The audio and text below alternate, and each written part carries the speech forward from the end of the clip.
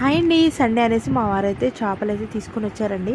ముందుగా అయితే మసాలా ప్రిపేర్ చేసుకున్నాను. జీలకర్ర, మెంతులు, ధనియాలు, కొంచెం వెల్లుల్లి వేసేసుకొని అన్నీ వేయించుకొని మిక్సీ అయితే పట్టేసుకున్నానండి. నెక్స్ట్ వచ్చి ఉల్లిగడ్డ, పచ్చిమిర్చి కూడా మిక్సీ పట్టేసుకొని ఇందులోకి చేపలైతే కొంచెం ఫ్రైకి కొద్ది కర్రీకి అయితే తీస్తున్నాను. బిట్టు నేనైతే అసలు కర్రీ అయితే ఎక్కువ తినమండి, ఫ్రై అయితే తింటాం. మరి కొంచెమే ఉందనేసి బిట్టు వరకే చేశాను ఫ్రై.